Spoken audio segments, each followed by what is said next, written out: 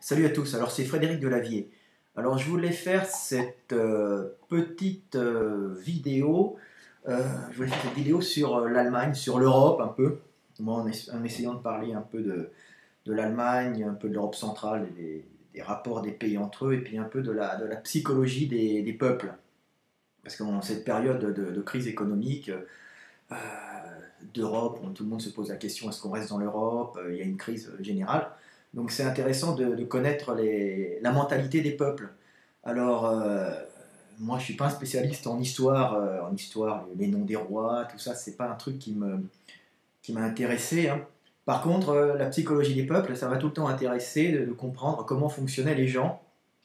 Donc j'ai été un peu forcé parce que ma vie fait que j'ai traversé l'Europe, et puis j'ai pas traversé l'Europe comme un Erasmus. Alors, les Erasmus, c'est des étudiants qui vont dans un pays étudier, puis en fin de compte, ils ne connaissent pas le peuple dans lequel ils sont parce qu'ils restent entre eux, à boire de la bière, à étudier un peu, à bézouiller, et ils n'ont pas une réelle connaissance du peuple dans lequel ils vivent, parce qu'ils ne les fréquentent pas, ils ne mangent pas avec, ils ne baissent pas avec, ils ne connaissent pas leurs réels problèmes, parce qu'ils ont leur vie d'étudiants entre eux. Donc c'est vraiment particulier. Pareil pour nous les Français, je parle en tant que Français, hein, on voit souvent des expats, qu'on appelle les expats, hein, dans tous les pays d'Europe centrale, en Allemagne, partout. Alors il faut savoir que les expats, en général, ils ne se mélangent pas non plus. Ils viennent en grosses sociétés, les Français, hein, particulièrement. On voit rarement des Français tout seuls qui voyagent, qui vivent au pays et qui commencent à se mélanger en général. L'expat, c'est la majorité des Français qui vont à l'étranger, hein, et en Europe, pareil. Ils vivent dans leur communauté d'expats, hein, avec des grosses entreprises style Bouygues, L'Oréal, Gaz de France, hein. Il faut savoir que GDF, là, je crois qu'ils se sont fait dégager.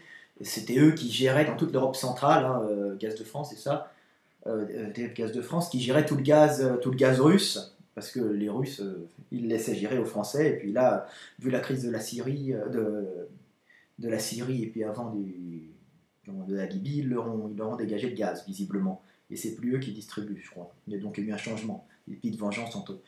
Donc les Français sont en gros groupe de gestion, sont en grosses entreprises, ce sont des expats, donc ce sont en fin de compte des travailleurs au sein d'une société, quoi. C'est pas de la PME, hein. Donc ils ne connaissent pas réellement le pays parce qu'ils vivent entre eux. Donc ils visitent les monuments, ils vont dans les bons restaurants, ils se baladent un peu, ils connaissent deux, trois étrangers à qui ils disent bonjour, ça s'arrête là, collègues, mais ils n'ont pas une réelle approche du pays, donc de la psychologie des gens du pays. Alors moi je ne vais pas me vanter parce que moi je suis parti tout seul à l'aventure pour des histoires amoureuses, donc j'ai vécu en Hongrie, ça fait quoi, 20 ans maintenant, à peu près, donc 20 ans plus ou moins. Je vis plus ou moins avec l'Allemagne. J'ai été en Roumanie aussi parce qu'il y avait des Hongrois en Roumanie, donc j'ai connu un peu l'Europe centrale. Bon, je ne suis pas allé en Russie, mais j'ai vécu longtemps avec des Russes et je travaille avec des Russes. Donc ça me permet de parler un peu pour que vous, les Français, nous les Français, pour vous expliquer un peu comment fonctionnent un peu les pays. On ne va pas faire le prétentieux parce qu'il y a plein de choses que je ne connais pas, mais au niveau de la psychologie, je me suis débrouillé là-bas. Donc je connais un peu. Donc je vais prendre comme exemple l'Allemagne.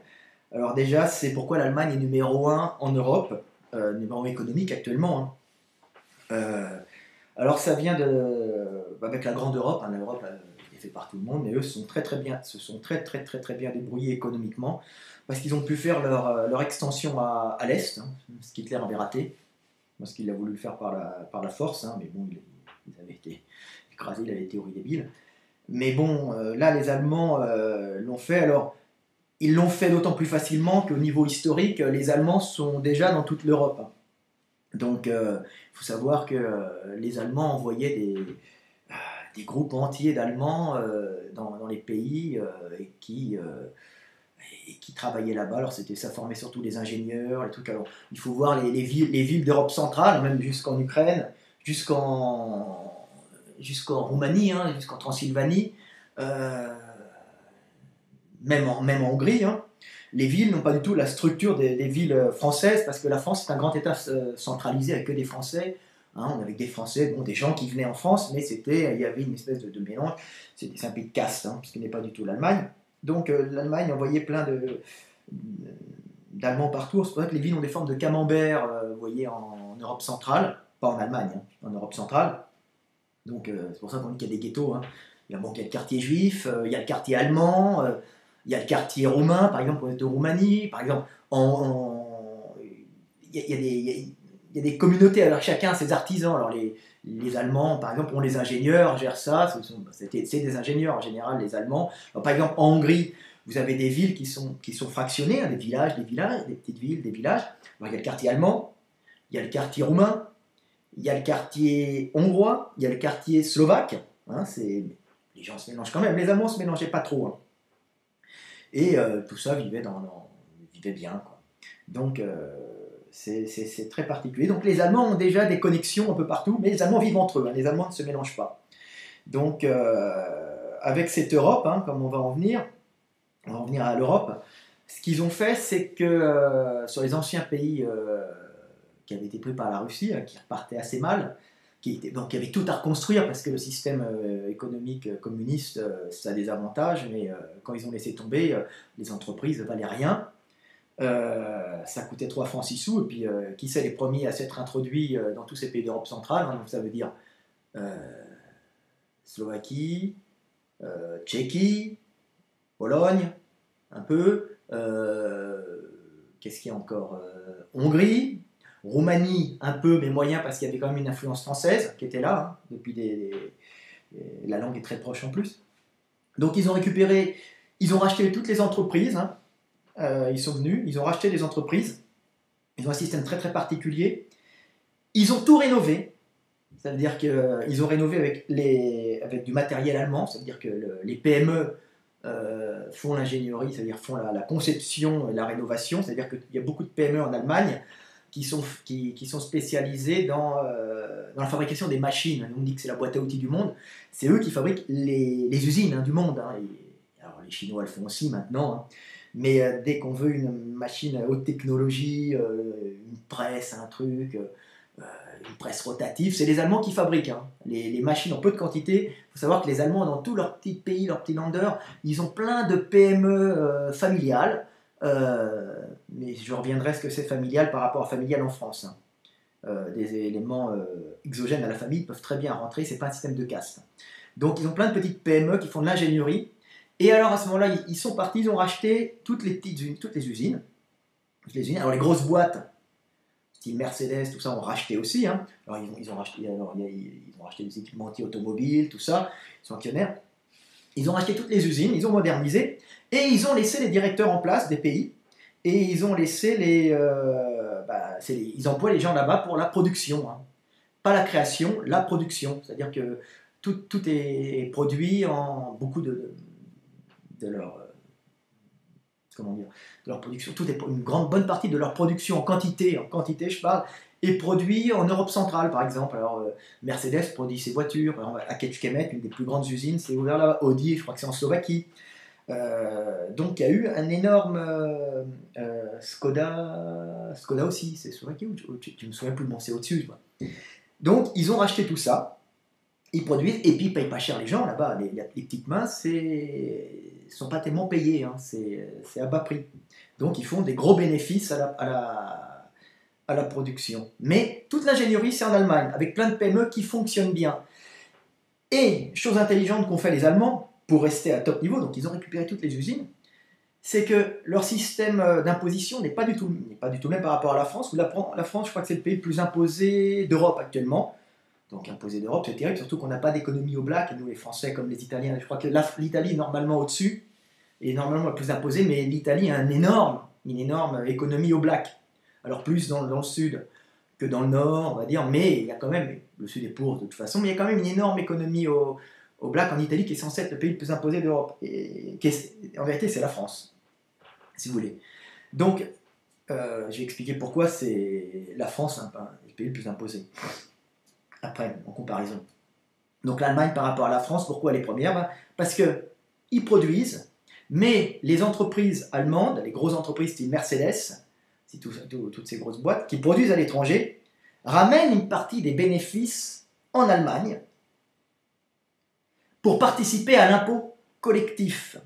Ce que ne font pas nos grosses entreprises du CAC 40, ou les grosses entreprises qui sont externes. Par exemple, quand on voit des trucs comme Dacia en Roumanie, effectivement, Dacia, la conception peut être faite, Dacia qui a été racheté par la France, hein, peut être faite en France, avec des ingénieurs français qui sont encore de bonne qualité, mais malheureusement, les bénéfices de Dacia ne sont pas ramenés en France, ils sont imposés à 8%, c'est tout, quand ils sont en France, et la plupart ne reviennent pas en France, partent sur des paradis fiscaux, ou par des entreprises, ou repartent par des entrepreneurs, des paravents, un truc comme ça. Donc, on voit pas, en France, on ne voit pas l'argent. Donc, qui est-ce qui va payer l'impôt? Plein pot, c'est nous les classes moyennes, nous les PME.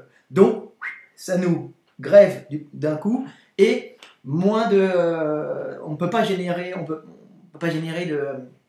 d'innovation, parce que quand les entreprises sont imposées à mort, parce que nos PME et les travailleurs, hein, pas les travailleurs pauvres, on ne les paye pas, mais les travailleurs commencent à vouloir s'en sortir, lui, il est pressurisé. Il est pressurisé parce que les grosses entreprises ne ramènent pas les bénéfices et les gardent sur des comptes. Donc il n'y a pas un sentiment national en France, et ça qui est dommage, hein. Il n'y a pas un sentiment national on ne forme qu'un, on forme une nation, un État, une nation, un peuple, quoi. Parce que les Allemands, eux, ont. Attention, les Allemands ramènent l'argent. Donc, les PME ne sont pas tellement imposées. Il faut savoir que c'est pour ça qu'elles sont dynamiques. C'est-à-dire que les travailleurs sont moins imposés puisque l'impôt est réparti. Mais de toute façon, Mercedes, Audi, toutes les grosses boîtes, il n'y a pas que, mais toutes les grosses boîtes qui sont à l'étranger, elles le savent très bien. Ils savent que de toute façon, c'est le cerveau allemand, c'est-à-dire l'ingénieur allemand, qui fait la qualité des produits. Donc l'allemand, il est très fort. En plus, dans sa mentalité, c'est un ingénieur. Il veut tout le temps être hyper performant. Donc voilà. Donc c'est à peu près comme ça. Donc on pourrait se dire, oui, mais ils exploitent l'Europe centrale. Alors, c'est vrai qu'ils ne payent pas les gens. Qu'en Europe centrale, les gens sont peu payés. On se retrouve avec des salaires à 400 euros, des choses comme ça. On dit, mais comment s'en sortent-ils? Alors, 400 euros en Europe centrale, c'est pas la même chose que 400 euros en France. Faut savoir ça. On n'est pas du tout dans le même style de vie. Il faut savoir que en Europe centrale, les gens cumulent des fois deux travaux, que il y a beaucoup d'économies au black. Hein. Donc, on a 400 euros, mais on peut avoir un travail au black non déclaré. Ils le savent très bien. Il y a beaucoup de travail au black sur les entreprises. Hein. Donc les gens sont déclarés peu, un peu comme en Italie, mais en vérité gagnent bien. C'est pour ça qu'actuellement avec l'Europe, ils font un peu la guerre pour essayer de... L'Europe essaie de leur dire oui, faites en sorte que les gens soient plus imposés. Ils disent qu'ils font ça, mais en vérité ils ne le font pas vraiment parce que de toute façon, l'Allemagne est parfaitement au courant de ces systèmes de black et donc pour garder les petites mains d'Europe centrale, et pour éviter les problèmes sociaux, les partis politiques qui feraient chier, par l'intermédiaire de l'Union européenne, on donne des aides aux pays d'Europe centrale, en des aides bidons, hein, pour rénover, pour arranger, Alors, où vont ces aides? Alors, ces aides vont aux copains, en général, de tous des partis politiques en place. Alors, quand il y en a un qui change, il y a le reste, et puis on distribue, et comme ça, on ne va pas trop gueuler on évite de parler du pouvoir d'achat et des salaires qui sont bas, mais où la vie est quand même assez agréable. Parce qu'il faut savoir que par exemple en Europe centrale, quasiment tout le monde est propriétaire de son appartement. Il y a encore beaucoup d'agriculteurs, contrairement à ce qu'on pense, bien que des grosses sociétés veulent mettre la main dessus, hein, style Pionnier, Bonduelle, tout ça, qui essaient de prendre la terre, mais ils sont assez conservateurs, donc c'est assez dur. Donc voilà. Donc c'était pour dire pourquoi l'Allemagne fonctionnait bien. Alors l'Allemagne a un autre problème. L'Allemagne a un problème de dénatalité. Hein. Alors bon, ça, ils ont du mal à le compenser. Ça, c'est plus la sociologie. C'est parce que les Allemands ont un problème de féminisme. Alors c'est vraiment les femmes dictent les choses là-bas. C'est vraiment, je ne vais pas me faire traité de misogyne, mais il y a vraiment un problème, et les mecs se marient plus, hein, il y a beaucoup moins de mariages. Euh, Ils ont pas mal... donc les Allemands... les Allemands commencent à se méfier des filles. De toute façon, en général, l'Allemagne est très protectionniste, donne, comme avant, en 40, vous avez vu, c'est la mère, on voulait que la mère soit au foyer, on aidait la maman, l'État donnait tout le droit à la maman, l'enfant doit rester à la maman. Donc tout est à la maman, et le papa doit payer la maman. Alors le problème, c'est qu'avec toutes les guerres qu'ils ont subies, les Allemands, ils ont perdu tous leurs mecs, hein, tous leurs mecs virils, avec des couilles, ils sont tous morts. Il leur restait des mecs moins énergiques. Il en reste encore des bons, hein. Mais quand même, ils ont perdu toutes leurs couilles, en partie de leurs couilles. Bien qu'ils restent ingénieurs et tout. Donc il faut savoir qu'en 40, c'est quand même, après 40, en 45, bah, c'est les femmes pour construire l'Allemagne. Parce qu'il restait plus. Toute la jeunesse avait été massacrée. Puis en voulant reconstruire l'Allemagne, elles ont été courageuses, c'est elles qui l'ont fait, hein. Et du coup, elles sont dit, on est l'égal des hommes. Et elles ont voulu les mêmes postes que les hommes, elles veulent diriger comme les hommes. Alors les hommes fuient un peu parce que fuient un peu les femmes dominatrices. Donc c'est pour ça qu'on voit souvent les Allemands aller en Thaïlande, se baiser des petites jeunes, ou au Brésil, aller se faire des putes. Donc, ou bien là-bas ils ont des nightclubs, des prostituées partout, hein. Ils ont une sexualité très particulière, hein. Psychologiquement il n'y a pas ça en France, hein. C'est-à-dire que l'Allemand est très strict, et puis il va au nightclub, il va au peep show, il a des quartiers à prostituées. Donc c'est assez particulier, et ils font moins d'enfants, ils se marient moins, ils ont moins de natalité. Et c'est vrai que s'ils ont pas avec leur femme, ils vont être obligés de tout payer, et c'est un peu dur pour eux. Donc on les voit qui vers la quarantaine ramènent une Thaï ou ramènent une Brésilienne. Ça c'est un truc qui est classique en Allemagne. On se retrouve avec quand même un problème de natalité. Ils doivent compenser. Et puis ils ne compensent pas avec une émigration, comme en France on a dit on va compenser avec une émigration, d'ailleurs ce qui n'a pas marché, parce que en France, les émigrés qui sont venus, on les a fait venir, tout ça, et puis les premières générations ont fait 5-6 enfants comme en Afrique, les secondes 3, et puis les dernières ils se disent, bon attends, c'est trop dur, on ne peut pas s'en sortir, donc ils en font comme tout le monde. Donc en Allemagne, ils n'ont pas fait venir une émigration particulière, ils ont les Turcs, mais les Turcs ont pris le marché de la nuit, en Allemagne, le marché des fruits et légumes. Donc, c'est des petits restos. Donc, un peu d'import-export autarcie, par contre, particulièrement à Berlin. Mais ils ne sont pas venus travailler réellement dans les usines, quoi. C'est vraiment particulier. Parce que l'Allemand, lui, n'a pas, comme en France, un problème psychologique avec le travail manuel. C'est pas péjoratif chez l'Allemand de travailler manuellement, alors qu'en France, on voit les petits gars qui font de la sociologie, qui font des facs qui mènent à rien, et puis quand il n'y a pas de travail, les mecs n'iront pas travailler manuellement parce que c'est dévalorisant. En Allemagne, le mec qui travaille manuellement, c'est valorisant, c'est-à-dire que le technicien, l'ingénieur, le technicien d'usine, le technicien est valorisé, le mec qui construit, le mec qui répare ton shot de boucher, il est valorisé en Allemagne. On aime le travailleur, hein. D'ailleurs, c'était au-dessus des camps, c'était pas du tout de l'humour quand ils disaient le travailleur en libre, c'est vraiment dans leur mentalité, hein. L'allemand, c'est d'abord le travail. Donc voilà, donc c'était pour parler pourquoi les Allemands s'en sortaient bien, économiquement, mais pas au niveau natalité. C'est leur problème. Donc, je voulais parler encore de quoi sur la psychologie allemande, c'est comment on réussit en Allemagne. Alors, il faut savoir que l'Allemagne, c'est un pays réellement socialiste, c'est pas un pays de caste comme en France. Vous voyez, en France, c'est très dur de réussir socialement. Il y a des castes très très très bien marquées. C'est un gros pays centralisé, hein. Donc, en général, en France, on meurt où on est. Il n'y a pas de, comme ils disent en France, d'une façon aseptisée, il n'y a pas d'ascenseur social en France. En France, il n'y a pas d'ascenseur social. Quand on est à un endroit, on y meurt. On ne monte pas, on a beau travailler. De toute façon, le système législatif est fait de telle sorte qu'il faut vachement connaître les lois.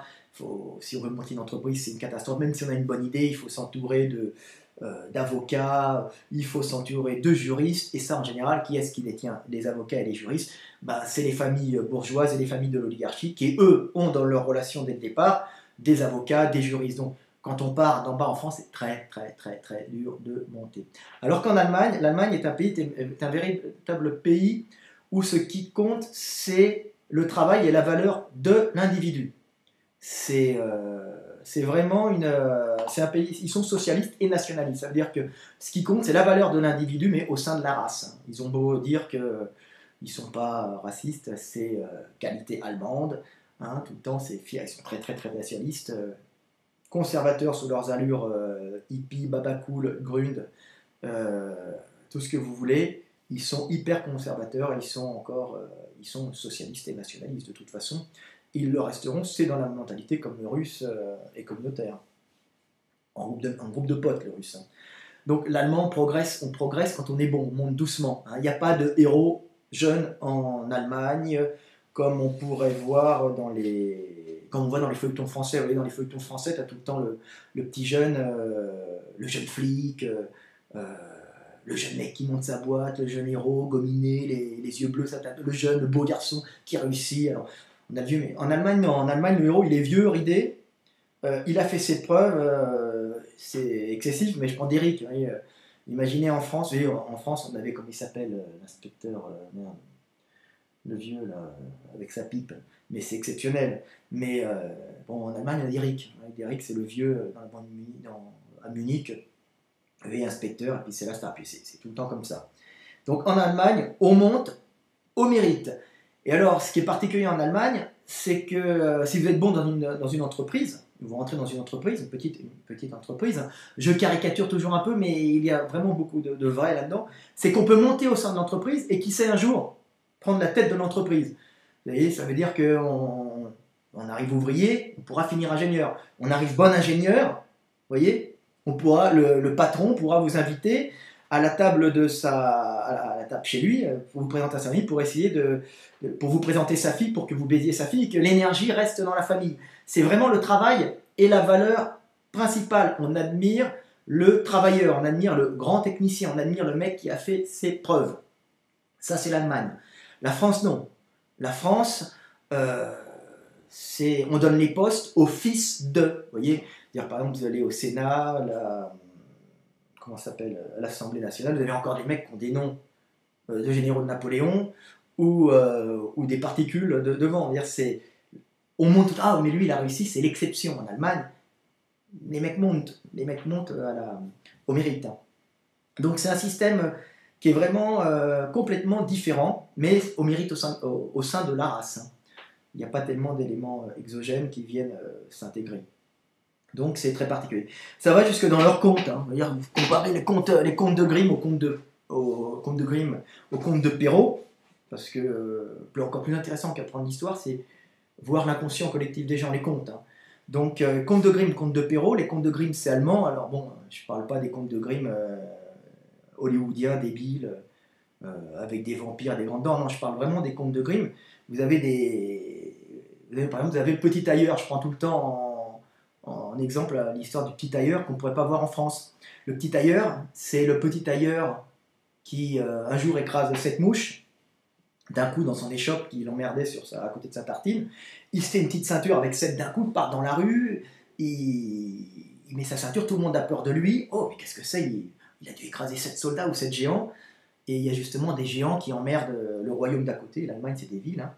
Et puis alors on dit, oh, il doit être fort, alors on l'emmène, on dit, tu veux combattre des géants. Et puis par la ruse, pas par la force, il arrive, en croyant en lui-même, hein, en partant petit, donc en croyant en lui-même, à écraser les géants. Alors bon, les géants le prennent, ah, les géants le ramènent, ah tiens, viens avec nous, ils veulent le tuer, mais quand il dort à côté des géants, il frappe un géant sur la tête avec un caillou, une pomme, l'autre géant croit que c'est l'autre géant, puis les deux géants se tapent dessus, et puis lui, il sauve le royaume, il épouse, et il finit par épouser la fille du roi. Donc c'est le petit tailleur qui finit par épouser la fille du roi. On voit pas ça en France dans les contes, hein, par son mérite. Dans les contes, en France, les contes de Perrault, ben c'est tout le temps une princesse qui rencontre un prince. Alors le prince, ça peut être une grenouille qui a été transformée par une vilaine sorcière, mais en général, c'est toujours une princesse qui rencontre un prince. ou bien c'est les contes de la Belle et la Bête, hein, pareil, c'est un conte français, c'est un prince ou un gentil noble qui a été transformé en animal. Donc en France, on reste dans la caste, on ne monte pas en France, on ne monte pas au mérite, on est à un endroit et on monte. Alors, pour un grand État centralisé, ça marchait avant, mais maintenant, confronté à la globale planète, on le prend dans le cul bien profond. Donc c'est pour ça que l'Allemagne conserve encore leur énergie, parce qu'ils ont encore une sélection du meilleur, au mérite, quoi. Donc c'est très particulier. Donc en général, pour les Allemands, en général, le chef ne se trompe pas, puisqu'il a été élu au mérite. Donc c'est pour ça que l'Allemand suit le chef jusqu'au bout. Ce qui pose des problèmes, parce qu'en général, comme il ne se trompe pas, en général, l'Allemand est un calculateur, ils font des très très grands calculs, le chef ne se trompe pas, donc on suit le chef jusqu'au bout. Ce qui pose de gros problèmes quand le chef se trompe. Il se trompe rarement, mais quand il se trompe, c'est catastrophique. Donc c'est ce qui arrive ce qui est arrivé pendant la Seconde Guerre mondiale, où tout le monde a suivi Adolf Hitler, parce que je prends des exemples extrêmes, hein, qui était un garçon courageux, qui est monté, mais qui avait une théorie complètement délirante, et raciste, et tout le monde l'a suivi jusqu'au bout, parce qu'il est monté au mérite, et parti de rien, et les Allemands, en général, suivent le chef. Donc, jusqu'à Moscou, ils y ont cru, ils y sont allés, et ils ne s'aperçoivent pas tout de suite que ça part en couille, parce qu'ils suivent le chef jusqu'au bout, pourvu que le calcul soit bon, allons jusqu'au bout, parce que l'Allemand est un calculateur, il calcule tout, hein. C'est très très très particulier comme peuple. Hein, je vous fais de la psychologie de base, mais c'est pas très loin de la réalité. Donc ils se sont plantés en beauté, hein, face aux Russes qu'ils ont sous-estimés. Donc, le problème des Allemands, c'est qu'ils sous-estiment les gens aussi. Donc ils ont un peu, c'est nous les Allemands, nous supérieurs, tout ça. Ils l'ont encore en eux. Donc ça me fait penser à une anecdote qui était un peu rigolo, mais sans l'être. J'avais un copain qui était sur le front de l'Est, un copain hongrois. Ben, il est mort maintenant, et puis il me racontait qu'il se battait contre les soviétiques, et puis les soviétiques étaient beaucoup plus nombreux, très fins en combat, hein, et il les avait en face d'eux. Alors eux, c'était des Hongrois, ils sont assez roublards, alors, pour pas se payer les soviétiques sur la gueule, ils montaient en haut de la colline, ils descendaient en permanence, pour leur faire croire qu'ils étaient beaucoup, puis comme ça les soviétiques ils croyaient que les communistes croyaient qu'ils étaient très nombreux. Oh, on va pas y aller tout de suite. Il a vu arriver les soldats SS. Ils leur ont dit que les mecs étaient 10 fois plus nombreux qu'eux. Puis les mecs ont dit non, le Führer l'a dit, nous allons les battre, c'est écrit, on va les battre. Il m'a dit on les a jamais revus. Ils y sont allés, ils avaient quelques panzers. Ils sont allés en petite quantité, très, très, très sûrs de ce qu'avait dit leur chef, et ils y sont passés. Mais sans se poser de questions. Le chef a dit, on y va. Les ordres ne se discutent pas en Allemagne, parce qu'en général, l'ordre, il est bien donné, puisque le chef est élu au mérite. Alors qu'en France, l'ordre peut être mal donné, puisque le chef est un fils de. Donc on se méfie tout le temps du chef, on n'y croit pas trop. Hein. Un peu comme en Russie, mais pour d'autres raisons. De toute façon, je n'ai pas le temps de tout dire dans cette vidéo. Donc voilà, c'était pour parler un peu des Allemands et de leur vision du chef, de la valeur du chef chez eux. Donc est-ce que j'ai d'autres trucs à dire? Ouais, sur la noblesse allemande, qui n'est pas du tout la même noblesse que chez nous, hein, qui montre un peu que la noblesse c'était pareil, c'était un État socialiste, même quasiment avant, c'était des villes. D'ailleurs, l'Allemagne, c'était plein de petites villes. Alors, tu avais des États ecclésiastiques, tu avais d'autres États, des villes, des duchés, des trucs, des machins. C'était plein d'États. Ça a été vraiment unifié avec Bismarck. Je ne connais pas les dates, moi, je ne sais pas mon truc. Alors que la France a été un très très vieil, un grand État centralisé, très très longtemps. Hein. Donc, avec une caste très marquée, très très stable, avec les petits, les serfs, les machins, la classe bourgeoise. La lutte s'est faite au niveau de la classe bourgeoise qui a supplanté la classe. La noblesse, hein. Mais il n'y a pas de montée à l'Europe. Tandis que l'Allemagne, c'est vraiment des villes, et ceux qui font un peu la loi dans les villes, ce sont les corporations. C'est-à-dire que la noblesse, alors il y a une noblesse, effectivement, mais comme ce sont des villes, c'est pas une noblesse aussi puissante à la base. Et alors souvent, on va chercher le noble, un peu comme c'était passé en Belgique. Bon, on va chercher le roi. Hein. Et souvent, le noble, pas tout le temps, mais le noble est souvent choisis, élus par les corporations. Alors, les corporations sont les architectes, les ferronniers, ils en ont plein avec tous les métiers. Hein. Donc c'est eux qui ont une vraie puissance. C'est un pays d'ingénieurs, c'est un pays de corporations, un pays de travailleurs. Donc c'est eux qui ont une réelle puissance. Vraiment, les corporations avaient, même au Moyen-Âge, une réelle puissance. Hein. Il n'y a qu'à voir les villes, comme elles étaient construites. Elles étaient construites par des corporations. Hein. C'est-à-dire il y avait le pavillon, la zone alors, par exemple, sur le Danube. Bon, c'est en Hongrie, mais ça ressemblait un peu, bien que ça soit différent. Il y avait le pavillon des pêcheurs. C'est censé être bâti par les pêcheurs. Vous avez dans les villes médiévales, vous avez souvent des zones de forteresse qui étaient financées, entretenues par des corporations. Alors il y avait je sais pas moi, les architectes, les ferronniers, comme je l'ai dit, ceux qui s'occupaient des boulangers, les meuniers, les meuniers. Chacun avait les pêcheurs. Les bouviers, tout le temps, tous les gens avaient leur corporation et finançaient ça. Donc c'est très particulier, il y a une noblesse qui est élue. Hein. C'est souvent une noblesse qui est élue, alors il y a un roi symbolique, mais c'est comme ça. C'est très très particulier, c'est pas comme en France, où si vous avez remarqué, vous vivez en France, c'est un pays caste. Hein. On ne monte pas socialement. C'est très très dur. Vous voyez, par exemple, à la télévision, qui est-ce qui a la télévision? Vous avez quelques communautés qui gèrent ça, qui sont des castes bien précises. Hein, vous avez quoi? Vous avez quelle communauté à la télévision? Il y a un peu de noblesse et un peu des autres, bon, compris, mais après vous avez par exemple à l'UMP, vous avez de la bourgeoisie et puis un peu d'autres choses, c'est de la bourgeoisie qui tient ça, donc ce sont les entrepreneurs, ce sont des entreprises, hein, ils ont des entreprises et leur frère est en politique, donc c'est tout le temps, c'est vraiment un pays de caste, hein, et puis ceux qui sont en bas ils ne montent pas. L'ingénieur reste à sa place dans la société en France, jamais il reprend la boîte, même s'il est doué, il reste à sa place, il ne monte pas. Alors qu'en Allemagne, l'ingénieur peut très bien devenir directeur d'une grande usine. Voilà. Donc, est-ce que j'ai d'autres trucs à dire sur les Allemands, sur les Allemands et l'ordre? Hein. Les Allemands et les ordres, quand c'est un ordre, c'est un ordre. C'est très très particulier quand vous êtes en Allemagne. Hein.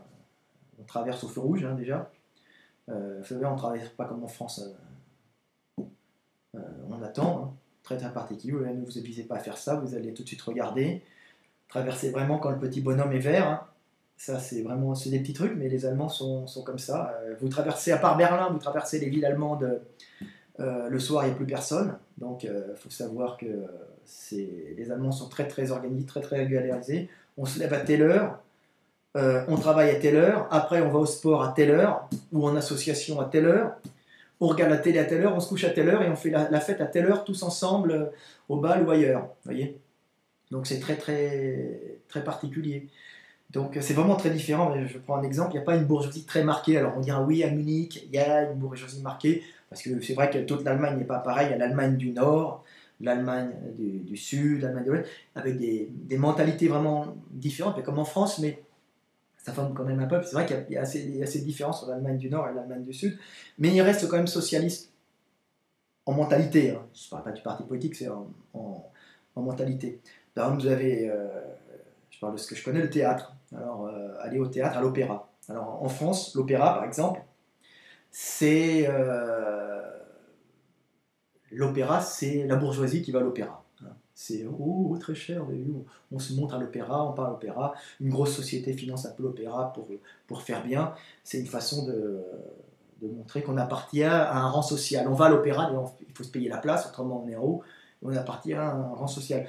En Allemagne, l'opéra, c'est tout le monde qui va, puis c'est la fête du samedi soir, hein, et puis on se met en beau costume, on se met avec des beaux habits de marque, on sort, c'est quasiment carnaval. Hein. C'est un peu un excès, puis on va à l'opéra, puis c'est la fête, et puis il y a toutes les classes sociales qui sont ensemble. Et puis, alors, il y a des places un peu plus chères que les autres, mais ça reste pas excessif. Tandis que l'opéra de Paris, c'est cher, et puis vous voyez, ceux qui vont, c'est souvent les mecs, les mêmes mecs. Donc voilà, donc c'était pour dire c'est quand même un peu différent la mentalité allemande et la mentalité française. Alors j'avais dit que les Allemands sont des calculateurs, hein, ce sont des ingénieurs, c'est donc ils se projettent dans l'avenir. C'est des gens, comme je dis, c'est vraiment l'archétype de l'Européen. Hein. C'est des gens qui sont incapables de vibrer sur le présent. Hein. C'est des gens qui calculent. Hein. C'est dû au climat, hein, au froid, tout ça. Donc c'est des gens qui sont obligés de se projeter dans l'avenir par de grands calculs. Et puis en politique, pareil, c'est des rêveurs, donc c'est des angoissés. Et ils compensent cette angoisse, pas vraiment par la bière, un peu la bière le soir ensemble, mais moins. Alors, le russe le compense par l'alcool beaucoup, si, quand il peut, mais l'allemand, lui, il va le compenser par le travail. Alors son angoisse, il la balance dans le travail, un peu comme l'allemand, comme le russe aussi, qui est stakhanovisme, on dit stakhanovisme. Donc il va, il va se jeter à fond dans le travail et c'est des gens qui se projettent sur l'avenir, qui font des grands plans. Donc le politique en général en Allemagne qui gagne les élections, la personne c'est celui qui fera le plus rêver l'allemand. L'allemand a besoin de rêver, d'être projeté dans le futur parce que le présent il ne le sent pas. Donc c'est ce qui s'est passé, je prends tout des trucs caricaturaux, mais c'est ce qui s'est passé pendant la Seconde Guerre mondiale. Avant, c'était Hitler est passé au pouvoir parce que c'est celui qui avait le plus grand projet. On va faire des autoroutes jusqu'en Ukraine, on aura des trains 4 des réseaux ferroviaires 4 voies pour amener le blé, on fera un Reich qui durera 1000 ans. C'est l'Allemand a besoin de se projeter vraiment dans l'avenir. Il organise vraiment son futur. C'est-à-dire que s'il n'a pas organisé tout, il est perdu. Il est obligé d'organiser. C'est pour ça qu'on voit souvent, on voit très peu d'Allemands à l'étranger. C'est-à-dire en France, vous n'avez pas beaucoup d'Allemands, si vous remarquez bien. Vous avez plus d'Américains qui passent en France, qui aiment bien le style de vie français, qui adorent ça. Puis les Allemands, non, ils vont pas. C'est pas assez organisé, il y a trop de laisser aller pour eux. Il faut que tout soit bien calculé, autrement ils angoissent. Dès qu'il y a un truc de travers, ils vont angoisser. Hein. Payer leur maison, pouf, pouf, c'est droit, c'est carré, c'est l'allemand. Donc il angoisse, donc il oublie de tout calculer.